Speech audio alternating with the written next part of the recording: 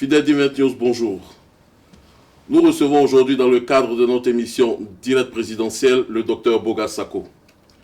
Aujourd'hui, réfugié politique en Italie, il était enseignant-chercheur à l'université d'Abidjan, enseignant en lettres, en littérature occidentale. Il est aussi spécialiste des questions des droits humains. Aujourd'hui, président de la Fondation ivoirienne des droits de l'homme et de la vie politique, le docteur Boga Sako est aussi auteur de 3 ouvrages. Le premier, Les droits de l'homme à l'épreuve, cas de la crise ivoirienne de 19 septembre 2002, paru aux éditions L'Harmattan en 2007. La guerre d'Abidjan, le deuxième, La guerre d'Abidjan n'aurait jamais dû avoir lieu, paru aux éditions Pyramide Presse, Presse Papyrus, paru en 2012, encore à Paris, et aussi Je suis noir et j'aime le manioc, paru aux éditions Niepa Édition en 2014. Pour ce spécialiste des droits humains, qu'aujourd'hui pratiquement toute la Côte d'Ivoire connaît, que nous avons principalement connu lors de la crise post-électorale en 2010, mais avant, vous avez été membre de la Ligue ivoirienne des droits de l'homme. Pendant 10 ans, membre de l'APDH pendant 2 ou 3 ans, et ensuite vous avez créé vous-même votre propre fondation.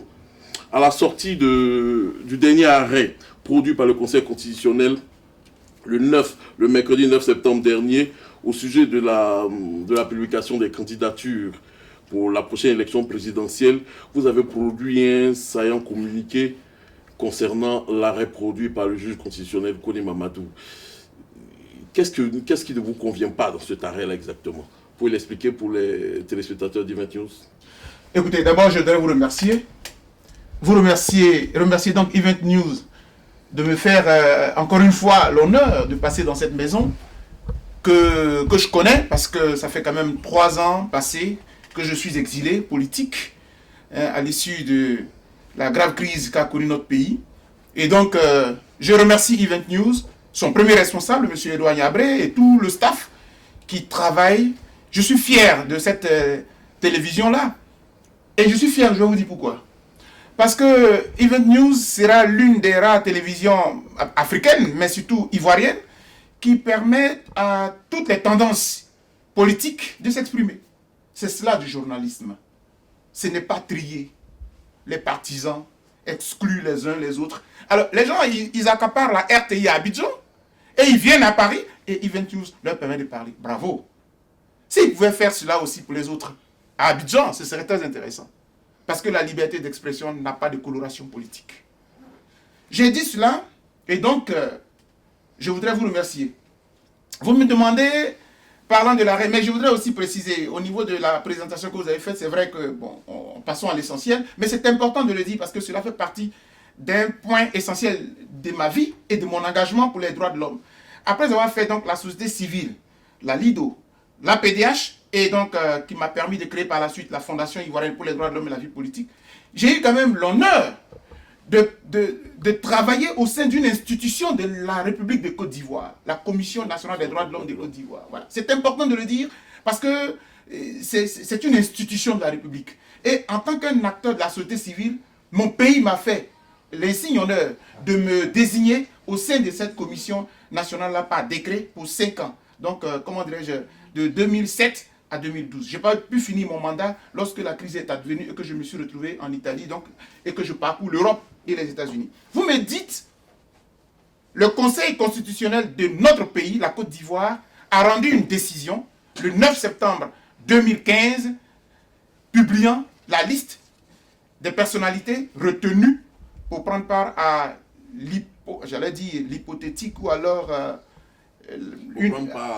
à l'élection prévue.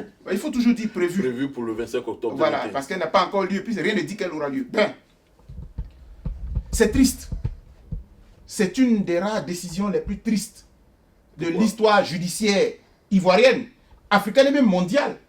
Mais je suis là pour cela, pour vous dire en quoi est-ce que cette décision du Conseil constitutionnel est une aberration juridique. Une grave aberration juridique. Alors, pour les jeunes intellectuels, les jeunes juristes, même nos jeunes frères qui commencent, vous savez, j'ai un principe qui est tout à fait clair. Je vais vous le dire. Expliquez-nous. Non, je vais vous le dire. C'est une aberration parce que le Conseil constitutionnel a méconnu un principe sacro-saint du droit.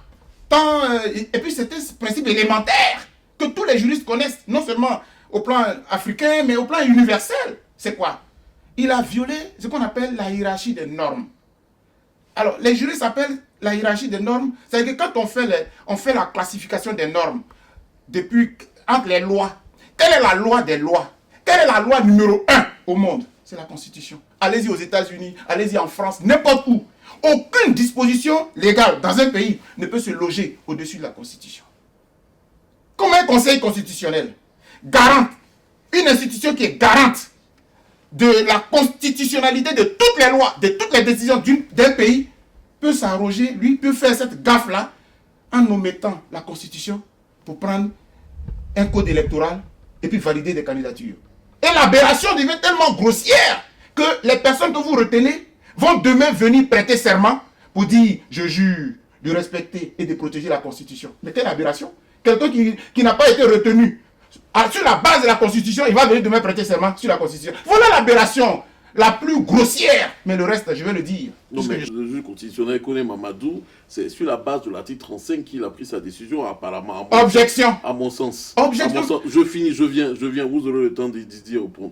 Quand il parle de la rééligibilité du président sortant Alassane Ouattara, dans l'atame de l'article 35 de la Constitution, il est dit clairement que le président est rééligible. Si Alassane Ouattara était un président normal ou ordinaire, c'est normalement de plein droit qu'il devait être rééligible, vous ne trouvez pas? Alors, il y a un petit problème dans la réflexion que vous voulez faire. Vous sortez de la décision du Conseil constitutionnel. Non, je viens. Parce que c'est là que le juge constitutionnel Kone Mamadou a abouti. Non, mais... Il dit que l'éligibilité du président Alassane Ouattara est une éligibilité dérivée parce que, voilà, elle dérive du fait qu'en étant déjà président, il a déjà, d'une certaine manière, rempli les conditions préalables définies dans l'article 35. Il a déjà rempli avant d'être président. Donc, ayant été déjà président, il n'est pas obligé encore de satisfaire à ces différentes obligations qui sont contenues dans l'article 35. Alors, l'article 35, dans son entame, dit clairement le président de la République est rééligible. Est-ce que Ouattara n'était pas président de la République normale et ordinaire pour être rééligible? Alors, non, mais on va y aller doucement parce que nos téléspectateurs, vos téléspectateurs nous suivent et c'est très important. Le travail que nous faisons là, c'est un travail pédagogique. Entre ce que vous avez dit préalablement et ce que vous dites maintenant, il y a une grosse différence. Vous évoquez l'article 35 en mettant en exergue, premièrement, le principe de la limitation des mandats. C'est-à-dire, non, je viens. J'essaie d'expliquer. Oui, tout à fait. Donc, la première version, c'est qu'elle ne concerne pas la question d'éligibilité de M. Ouattara ou pas. Elle met en exergue la limitation des mandats. C'est-à-dire que tout président de la République en Côte d'Ivoire n'a droit qu'à 2 mandats. Point. Ça ne veut pas dire qu'il est forcément éligible pour le 2e mandat. Premier point. Deuxièmement, quand maintenant vous abordez la décision du Conseil du 9 septembre, là voilà. Du 9 septembre. Du 9 septembre 2012. Moi j'appelle ça le 9 septembre sombre de la démocratie en Côte d'Ivoire et même en Afrique. Alors cette décision-là, pour parler des candidatures ordinaires, il faut que les gens comprennent très bien. Voici ce que dit le Conseil constitutionnel. Mes chers cher ami Oro, il faut que les choses soient très claires. Ne dites pas que le Conseil constitutionnel s'est appuyé sur l'article 35. Parce que lui-même, il dit clairement qu'il n'a même pas regardé l'article 35. Il ne faut pas qu'on dise des choses qui sont erronées. Les gens nous regardent, il faut qu'on soit très clair. Et d'ailleurs, dans la décision, dans la déclaration de la FIDOC, aujourd'hui même, qui est sortie dans la plupart des médias, c'est que le Conseil constitutionnel, il fait une aberration, c'est-à-dire il distrait un peu les gens, les intellectuels. Il dit, vu la Constitution. Quand il commence sa décision, il dit, vu la Constitution. Mais en réalité, c'était pour la forme. Parce que tout son argumentaire, c'est qu'il a appliqué le code électoral. Point. C'est tout ce qu'il a fait. Et maintenant, c'est là où je parle tantôt de l'aberration juridique. Il n'a pas regardé la Constitution. Oui, il a regardé la loi électorale. Il a regardé la loi électorale. Or, la loi électorale, elle découle d'un article de la Constitution. Je vais vous donner 2 exemples. Vous allez voir. Il évoque les différents éléments, il a fait vraiment, et c'est ce que j'appelle un imbroglio juridique, là, un archaïsme juridique qui veut distraire les gens. Soyons simples. Vous me dites que M. Ouattara a été un candidat ordinaire selon le Conseil constitutionnel. Oui, tout à fait. Nous on dit, mais enfin.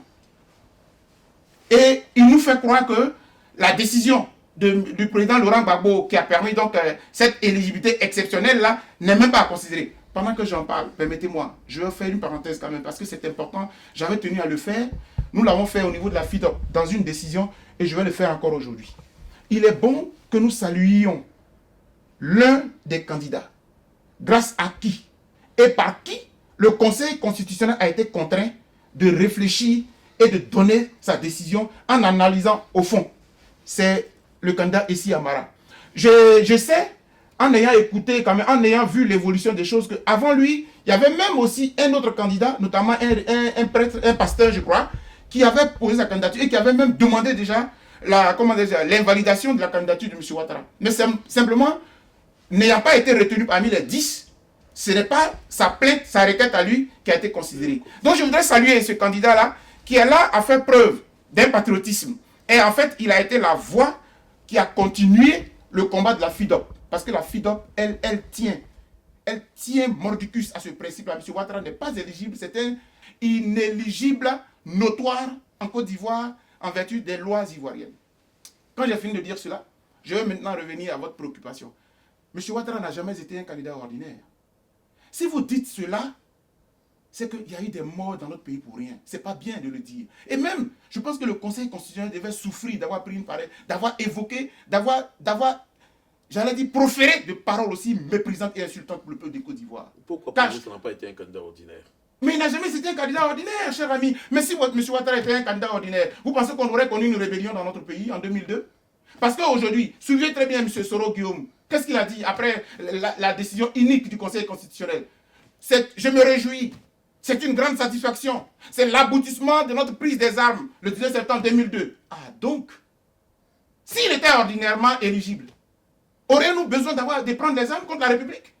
Parce que je le dis, parce que c'est de là qu'est partie toute la souffrance de la Côte d'Ivoire. D'ailleurs, on a fait un coup d'État en 1999. Certains Ivoiriens se sont permis d'applaudir. Il ne fallait pas. Et voilà qu'on a commencé la violence et on n'en sort plus. Et une personnalité dite numéro 2 de notre pays va venir saluer là une décision aussi unique en disant que c'est l'aboutissement d'un combat. Cela veut dire quoi? Cher ami, si M. Ouattara était ordinairement éligible, non seulement il n'aurait pas eu cette rébellion, mais en plus de cela, il n'aurait pas eu Marcoussi. Parce que Marcoussi, là, lisez la résolution de Marcoussi. À Marcoussi, ils ont pris une disposition express pour demander aux Ivoiriens, allez-y modifier l'article 35. Et même, en nous considérant comme des enfants, c'est-à-dire que dans notre pays, il n'y a plus d'intellectuels, il n'y a plus de juristes, ils ont même rédigé. Ils ont même proposé une rédaction. Non, c'est important que je le dise. Oui, vous voyez, si cela a été fait, ça veut dire que ce monsieur n'était pas ordinairement éligible. Mais je peux continuer la liste? Non, mais le juge constitutionnel, Kone Mamadou, dit que c'est la décision du Conseil constitutionnel de 2009 qui a rendu Alassane Ouattara candidat ordinaire. Non, je vais y arriver. Nous ne voulons pas faire de deux catégories de candidats lors de cette... Non, ça c'est un autre aspect que vous abordez là. Mais je finissais pour dire, soyons simples et soyons réalistes. Et puis soyons aussi objectifs. Parce qu'il ne faut pas, au nom de notre appartenance politique, parce que M. Kone Mamadou là, tout le monde sait. Il était un des hauts cadres de la rébellion. Tout le monde le sait. Et on a failli être amis. Il était ministre de la Justice et des droits de l'homme pour le compte de la rébellion. Tout le monde le sait. Mais cela n'empêche que c'était un magistrat quand même. Oui, un magistrat. Mais à partir du moment où le magistrat est devenu rebelle, la magistrature n'est pas dans la rébellion. Quand tu as fait des études de droit et que tu es devenu magistrat, tu connais le droit. Et la rébellion, c'est hors la loi. C'était hors la loi. M. Soro Guillaume était hors la loi. Et c'est pour cela que dans la déclaration de la Fondation ivoirienne pour les droits de l'homme, nous disons qu'en fait, si vous remarquez très bien, depuis le 11 avril 2011, où M. Laurent Gbagbo est destitué et donc est capturé, c'est un peu l'apogée des rebelles. Ils ont pris la République, ils se sont insérés dans les institutions, et puis aujourd'hui, ils font ce qu'ils veulent. Et moi, j'étais en train de dire à M. Soro Guillaume, il n'y a pas de mérite à applaudir que M. Ouattara a été reconnu. Non, pas du tout. C'était intéressant s'il avait été reconnu éligible par M. Vaudier, par exemple, ou par une personne autre que son bord politique, autre que la rébellion. Dès l'instant où un Mamadou dit que M. Ouattara est éligible, c'est blanc, bonnet, blanc. Vous êtes dans votre micmac. Nous, on ne rentre pas dans cela. Non, c'est pour vous dire qu'on n'a pas évolué. Mais pour que nos compatriotes nous comprennent très bien, vous avez évoqué là quelque chose de très important et je vais y revenir. Vous nous dites, le Conseil constitutionnel dit que en réalité, c'est en 2000, les élections de 2010, c'est là que M. Ouattara a été rendu éligible. A été rendu éligible et candidat ordinaire. Voilà. Non exceptionnel. Non. Et le Conseil constitutionnel sous M. Yao Paul Ndré n'a jamais dit qu'il était un candidat ordinaire. Parce que le Conseil constitutionnel sous M. Yao Paul Ndré écoutez, regardez, je vais vous dire encore une aberration qu'a faite le Conseil constitutionnel aujourd'hui, de M. Koné Mamadou. Il dit qu'il prend en compte le code électoral. Et lui, il s'appuie sur l'article 54. D'accord? Je ne vais pas le lire, on n'a pas le temps. Et c'est l'article 54 qu'il regarde pour valider les candidatures de tous les candidats. D'accord? Mais ce qu'il ne nous dit pas, c'est que, voici le code électoral. Ce code électoral-là, il a été voté en même temps que la Constitution, le même jour. Parce que les deux textes étaient annexés. D'accord? Donc voici la loi qui donc consacre la Constitution. Et puis voici le code électoral. Seulement c'est que ici, vous avez ajustement du code électoral général pour les élections générales de sortie de crise. Et ça, c'est une ordonnance qui a été prise en 2008. Cette ordonnance-là, elle vient modifier l'article 54 de ce code-là. C'est-à-dire que ce code-là, c'est une loi, très bien. Mais ça a été modifié par l'article 54. Et il y a un article 54 nouveau qui vous dit très clairement que pour la présente élection présidentielle, conformément aux accords politiques, les candidats issus des partis politiques, etc. C'est-à-dire que le juge constitutionnel veut nous prendre pour des idiots. Il prend l'article 54. Au moment où il n'y avait pas encore de problème, il n'y avait pas encore de rébellion. Et pour qu'on puisse sortir des crises, Laurent Gbagbo a pris cette nouvelle disposition. Et cette disposition-là vient donner un article 54 nouveau. Dans cet article 54 nouveau, M. Ouattara n'est éligible qu'à titre exceptionnel. Et pour l'élection de 2010. C'est ce qu'a dit M. Paul Yaoundé et son équipe. Maintenant, quand il vient, il nous dit, considérons qu'il fut candidat ordinaire. Pourquoi? Parce que le Conseil constitutionnel sous M. Yao Paul Ndré n'avait pas évoqué le caractère exceptionnel de l'élection, enfin de la candidature de M. Ouattara. C'est faux. Ce n'est pas vrai. C'est une aberration. Et puis, deuxième élément, vous avez dit tout à l'heure que le Conseil constitutionnel dit avoir établi l'équité entre les différents candidats. Ça, ce n'est pas faux par contre. Ce n'est pas faux parce que je me rappelle, en 2010, je fais partie des acteurs de la société civile ivoirienne qui avaient tempêté pour dire à M. Laurent Gbagbo et à tous les politiques, comment pouvez-vous faire une discrimination entre les candidats? Est-ce que c'est une grâce que d'avoir été à Marcoussis? Alors tous ceux qui ont été à Marcoussis, ils n'ont plus le droit d'être soumis à l'article 35 et un monsieur ordinaire comme vous et moi qui veut être candidat, on dit non, lui, il doit subir les rigueurs de l'article 35. Deux poids, deux mesures. Nous avons critiqué cela, on n'a pas été entendu. Mais alors, le Conseil constitutionnel de Côte d'Ivoire, s'il veut rétablir l'équité, dans ce cas-là, vous ramenez tous les candidats à l'article 35. Mais qu'est-ce qu'il fait? Il dit non, nous avons établi l'équité. Et puis il prend la résolution la plus facile. C'est-à-dire qu'en 2010, comme M. Ouattara, Bédié étaient fort clos, pour qu'on ait la paix, on décide de les rendre éligibles sans qu'ils ne présentent les papiers de leurs parents. En 2015, où il n'y a plus la guerre, où maintenant il y a l'émergence, où nous sommes dans la normalité, appliquons l'article 35. Non. Il dit non, moi je mets tout le monde au même niveau et puis je leur facilite la tâche. En réalité, ce qu'il a fait, il a facilité les conditions d'éligibilité pour repêcher le candidat impossible Ouattara. Bon, aujourd'hui, la décision est rendue. Les décisions du Conseil constitutionnel ne sont pas susceptibles de recours. Qu'est-ce qui reste? Alors, c'est une très bonne question. Et dans notre déclaration au niveau de la FIDOC, nous en avons parlé. C'est l'article 98 qui dit que les décisions du Conseil constitutionnel, elles sont irrévocables, elles sont sans recours. C'est vrai. C'est d'ailleurs pour cela que la décision rendue par le Conseil constitutionnel le 3 décembre 2010, qui consacrait le président de la République de Côte d'Ivoire en la personne de M. Laurent Gbagbo, était irrévocable. Il fallait d'abord commencer par respecter cette décision-là. Hélas, elle n'a pas été respectée. Mais quand elle n'a pas été respectée, qu'est-ce que les adversaires de M. Laurent Gbagbo ont fait? Ils se sont donné rendez-vous dans la rue. Et quand ça ne marchait pas, parce que souvenez-vous, à cette époque-là, il y avait une sorte de bras de fer. Il y avait une sorte de bras de fer entre, d'une part, les partisans de M. Ouattara et d'autre part, les partisans de M. Laurent Gbagbo. Et les partisans de M. Laurent Gbagbo étaient amenés par un certain Charles Blé Goudé. Donc je me rappelle très bien, comme si c'était hier, M. Soro Guillaume, depuis l'hôtel du Golfe, demandait aux citoyens d'exercer une désobéissance civile, n'allez pas au travail, une désobéissance fiscale.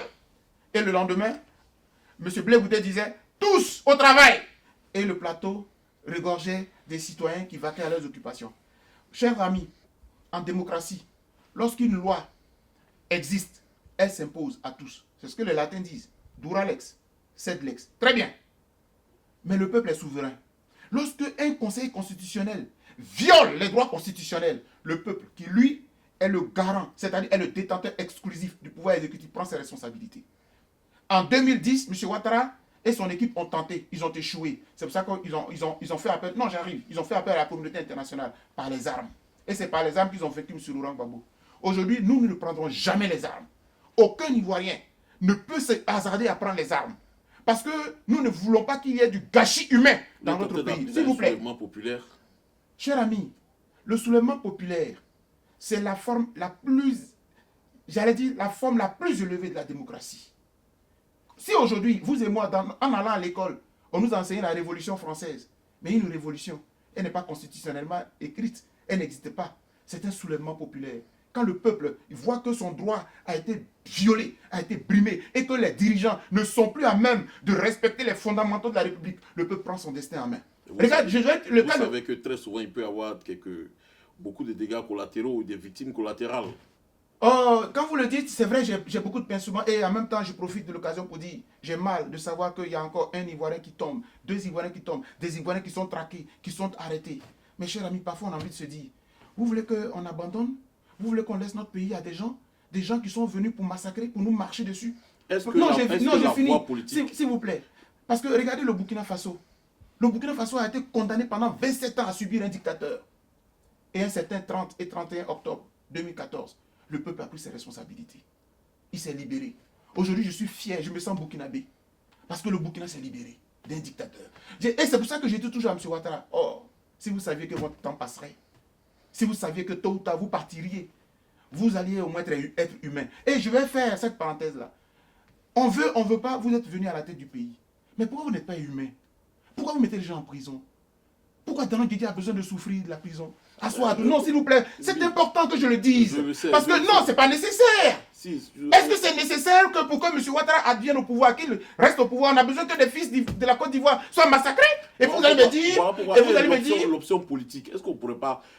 mais politiquement, vous pouvez faire quoi? Politiquement? Mais justement, c'est la question que je vous pose. Est-ce que vous ne pouvez pas utiliser l'autre option politique, la voie politique, les négociations, mes chers amis, vous êtes journaliste. Vous savez très bien que depuis 2 ans, l'opposition ivoirienne appelle M. Ouattara à une table de négociation.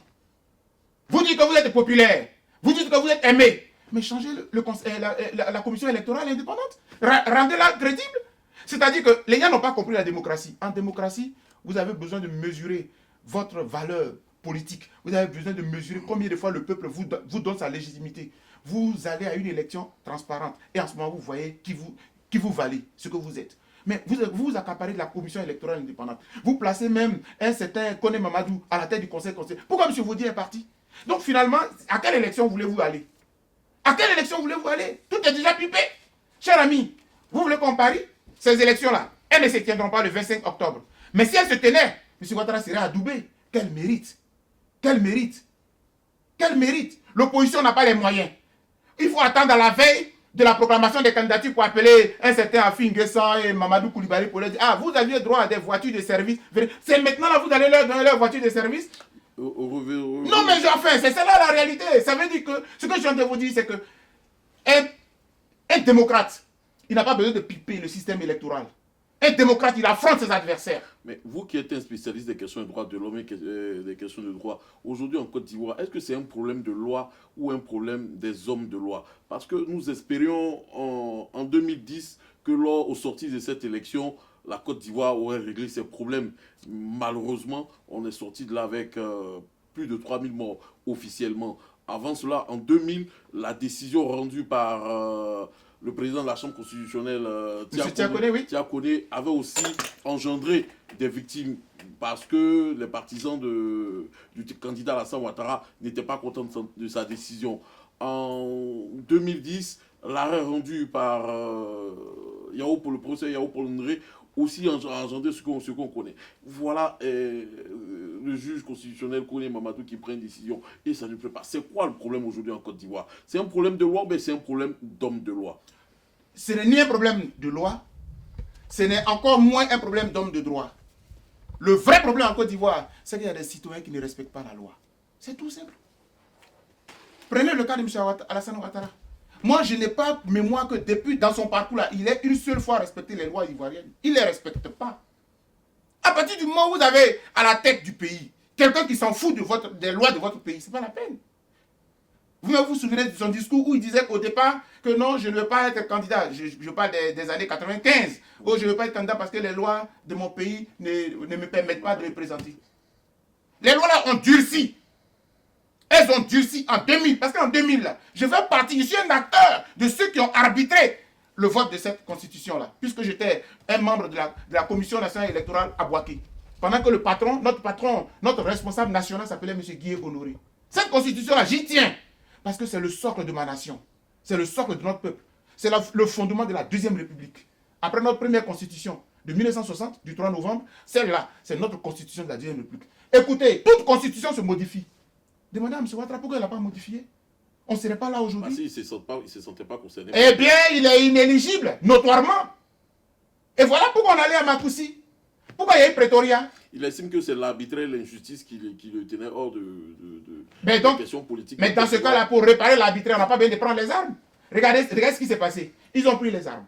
Pendant 10 ans, ça n'a rien donné. Et puis on finit aujourd'hui, maintenant, pour venir prendre le Conseil constitutionnel en otage. C'est-à-dire que ce sont finalement, en réalité, les membres du Conseil constitutionnel, avec tout le respect que j'ai pour certains membres, un ou deux, en réalité, ce sont des rebelles en costume. Ce sont des rebelles en costume. Que M. Kone Mamadou m'excuse, je le connais personnellement, mais quand on a accepté les idéaux de la rébellion, on est rebelle. Je suis désolé. Parce que je ne peux pas comprendre qu'un intellectuel qui peut apporter à la Côte d'Ivoire aille adouber M. Soro Guillaume. Dites à M. Soro Guillaume que c'est la voie qu'il ne fallait pas prendre. Et qu'il a fait l'erreur de sa vie. Et il a détruit notre nation. Il faut le leur dire. Et c'est pourquoi je suis malade quand je vois ces genres de personnes. Pourquoi? Des postes, pour des postes, vous allez brader notre patrie. Pour des postes. Vous pensez que vous mourrez avec les postes? Vous mourrez avec les postes? Non, je le dis parce que, au nom du matériel, les intellectuels sont morts dans la République. Moi, je ne ferai pas partie de ces intellectuels qui meurent parce que ma patrie, là, même si je passe, je la laisse à mes enfants. Et on doit se battre pour nos enfants. Vous me dites, s'il y a une révolution, il y a du grabuge, il y a des pertes en vies humaines. Mais quand vous me dites cela à moi qui suis en colère patriotiquement, quand vous le dites à tous ceux qui veulent marcher, mais pourquoi vous ne dites pas au régime que marcher là, c'est l'article 12 de la Constitution? Si j'ai le pouvoir en face de moi, je leur poserai la question. Mais vous les avez reçus ici. Je n'ai pas vu un seul instant que vous avez posé la question à M. Ouattara. Pourquoi vous matez même les marcheurs? Pourquoi vous les violentez? Vous avez reçu les conseillers de M. Soro Guillaume ici. Vous recevez tous les gens ici. Dites-leur cela. Yvette News était au palais présidentiel ici à Paris. Et M. Ouattara disait que les élections allaient être apaisées. Dites-lui, mais il y a des prisonniers politiques chez vous. Dites-lui cela. Quand Yvette News a l'occasion de les rencontrer, Yvette News leur pose les questions qu'il faut. Pour l'instant, dernière question pour finir notre entretien. Aujourd'hui, la situation est telle. Le Conseil constitutionnel vient de prendre sa décision. Les Ivoiriens manifestent dans les rues. Il y a des victimes, il y a des arrestations. Aujourd'hui, beaucoup de personnes disent que le docteur Boga Sako est à Paris, il est dans son pays, en Europe, il est dans son confort européen et il lance des appels au soulèvement. Que cela est irresponsable. Comment vous vivez ça? Oh, ils ne sont pas nombreux, ceux qui disent là. Ce sont des pro-Ouattara. Mais j'allais des pro-Ouattara limités intellectuellement aussi. Et qui ne savent pas voir l'histoire. Docteur Boga là, il était en Côte d'Ivoire. Docteur Boga là, s'il est en Europe, c'est parce que Dieu l'a voulu. Si vous ne le savez pas, je vous le dis. J'ai été invité au palais présidentiel lorsque M. Ouattara a pris le pouvoir. Et qu'ils ont renversé le président Laurent Gbagbo le 11 avril 2011. Je faisais partie de ceux que le cabinet présidentiel a invité. Un certain 21 mai 2011. M. Ouattara dit, non, pardon, pas le 21 mai 2011, le 17 mai, parce que le 21 mai 2011, c'est là qu'il a fait sa fameuse fête d'investiture à Yamoussoukro. Donc le 17 mai, on nous invite au palais pour soi-disant 3 jours de deuil national. Et moi, j'étais dans ma cachette lorsque j'ai reçu l'invitation par mes réseaux. Et j'ai choisi. Ou bien je sortais, parce que dans tous les cas, il fallait que je sorte. Quand je suis arrivé au palais, les rebelles étaient versés. Et un a sorti. Ah, mais c'est pas le Mogol là qui est là? Voici l'une des phrases qui m'a hanté. Les rebelles n'ont pas fini de tuer. Les dozos de Ouattara n'ont pas fini de tuer. C'est pour cela que vous parlez d'élection, nous on rigole. Parce que pour être élu président, on n'a pas besoin de marcher sur des corps. Et moi, quand j'ai l'occasion aujourd'hui, je le dis à M. Ouattara, moi j'aime trop mon pays. Et je sais que M. Ouattara passera. Mon pays survivra. Et je dis, On dit que Dr Boga est en France. Non, mais je vais revenir là-dessus. Et je vais terminer. Oui, tout à fait, je vais terminer là-dessus pour dire. Moi, je ne suis pas un va-t-en-guerre. Je suis un pacifiste né. Parce que je suis un homme de foi. Je suis un chrétien. Mais je considère que celui qui marche sur mon peuple, jusqu'au dernier parmi nous, nous devons nous battre. C'est tout. Merci. Et le dire, ce n'est pas une affaire de rester en Europe. Moi, j'étais à Abidjan. Et c'est Dieu qui m'a fait sortir du pays. Mais de là où je me trouve, je continue le combat. Et moi, je dis toujours, un combat, ce n'est pas pour un individu. Chacun mène sa pierre. Regardez, je suis un exilé. J'aurais pu me taire. Mais je ne me tairai jamais. Tant qu'un Ivoirien tombe, tant qu'on prend les Samba David, on les jette en prison, on les maltraite, parce que j'imagine ce qu'ils subissent tous les jours. J'imagine encore un quoi Justin. Et ça, tout le petit déjeuner de quoi Justin, c'est d'être maté. Tous les matins. Merci. Ça, c'était un régime, ça. C'est ça la dictature. Au sens propre du terme. Fidèle Divin News TV, j'espère que vous avez eu beaucoup de plaisir à suivre cette émission de Dr Boga Sako. Merci, nous rappelons que le professeur Dr Boga Sako, tous les téléspectateurs Divin News TV, vous avez vu, vous avez certainement senti derrière votre petit écran la chaleur et la température que nous avions vécu ici sur notre plateau. C'est avec un plaisir que nous avons eu l'honneur de recevoir le Dr Boga Sako, toujours enthousiaste à parler des questions des droits humains. Merci.